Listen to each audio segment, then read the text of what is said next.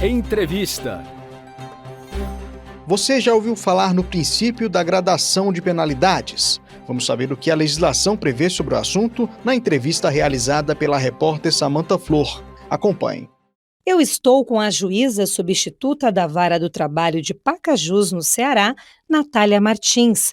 Juíza, seja muito bem-vinda ao nosso programa. Muito obrigada, Samantha. Gostaria que a senhora começasse falando o que caracteriza o princípio da gradação de penalidades. Também conhecido como princípio da proporcionalidade, é um pilar fundamental do direito do trabalho. Esse princípio ele preconiza que a punição aplicada ao empregado deve ser proporcional à gravidade de uma falta cometida. Ou seja, a penalidade deve ser ajustada de acordo com o tipo e a intensidade da falta cometida pelo empregado, devendo ser observado o histórico desse empregado e as circunstâncias que envolvem a infração. Significa que, em regra, não se pode aplicar a pena máxima, ou seja, demissão por justa causa, diretamente, sem antes tentar outras tentativas de aplicações menos severas, como a advertência verbal, escrita e a suspensão. É um princípio que visa garantir uma punição seja justa, sem excessos, e que o empregado possa ter a possibilidade de corrigir algum comportamento antes de ser demitido por justa causa. Digamos que é como se fosse uma escada. A gente começa com as medidas mais leves e subimos o degrau, caso necessário. A ideia é proporcionar ao empregado a oportunidade de corrigir a conduta antes de sofrer uma sanção mais drástica. É um princípio que visa manter a equidade na relação empregatícia, privilegiando a preservação do vínculo sempre que possível. Assim, é importante que o empregador não pule etapas ou aplique uma medida extrema sem antes tentar uma sanção mais branda, a depender da falta cometida, é claro. Quais são as penalidades previstas na CLT? Em quais situações podem ser aplicadas aos empregados e empregadas? A CLT ela não lista expressamente todas as penalidades, mas ela nos permite a aplicação de diversas medidas. As mais comuns são a advertência verbal, que é a nossa primeira ferramenta disciplinar. Aqui nós temos uma espécie de repreensão oral sem um registro formal. Digamos que é o primeiro passo na correção de uma falta leve, uma espécie de orientação. E ela geralmente é aplicada nas infrações leves ou comportamentais, como, por exemplo, um atraso ocasional sem justificativa. Temos a advertência escrita. Aqui nós já temos uma repreensão por escrito, constando no registro do empregado, e é mais formal do que a advertência verbal. Vai servir como uma prova, por exemplo, caso seja necessário, uma apreciação pelo Poder Judiciário em um conflito trabalhista, sendo aplicado em regra, em faltas leves e moderadas. Nesse caso, pode o empregador se valer de duas testemunhas, quando, por exemplo, houver a recusa do empregado em receber formalmente a penalidade. Ela é uma forma de orientação, e ela deve ser registrada por escrito sempre que possível, para que o empregado tenha ciência da sua infração. Temos a suspensão, que é imposta nas faltas mais graves, mas que ainda não são suficientes para justificar uma demissão por justa causa. E aqui nós temos o afastamento temporário do trabalho, ocorrendo o desconto salarial proporcional aos dias de afastamento. A duração desse afastamento vai variar conforme a gravidade da falta cometida e a política interna da empresa, podendo ir de 1 a 30 dias, sendo o limite máximo previsto na lei, conforme o artigo 474 da CLT, 30 dias, sob pena de considerar rescindido esse contrato de forma indireta. E, por fim, a gente tem a penalidade máxima, que é a demissão por justa causa. Essa é a medida mais drástica e ela deve ser aplicada em casos de faltas graves. É uma medida que enseja a rescisão contratual sem o pagamento de verbas rescisórias próprias do rompimento motivado, tais como aviso prévio, multa de 40% sobre os depósitos de FGTS, além do empregado não poder sacar o FGTS e não receber o seguro-desemprego. Ela deve ser aplicada em faltas graves, que demonstram a impossibilidade de continuidade do vínculo, por ocasionar a quebra da confiança necessária para a continuidade do pacto. E essa justa causa ela deve ser comprovada de forma inequívoca pelo empregador, também em razão de um outro princípio basilar do direito do trabalho, que é o princípio da continuidade da relação de emprego.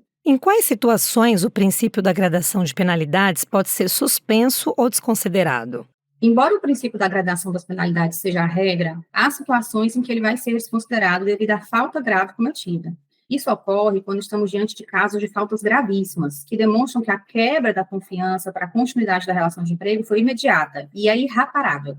Nesses casos, a demissão por justa causa pode ser aplicada diretamente sem a necessidade das medidas anteriores. Por exemplo, empregado que é flagrado roubando ou furtando bens da empresa ou do próprio colegas de trabalho. A gravidade dessa infração justifica a dispensa por justa causa sem a necessidade de outras penalidades prévias. Agressões físicas ou verbais entre colegas de trabalho ou contra os seus superiores também configuram faltas gravíssimas, que muitas vezes não vão comportar gradações nas sanções aplicadas. Outra hipótese, admitida pela jurisprudência, é quando o empregado se apresenta embriagado durante o expediente ou é flagrado fazendo uso de substâncias ilícitas, comprometendo inclusive a segurança e a rigidez no ambiente laboral.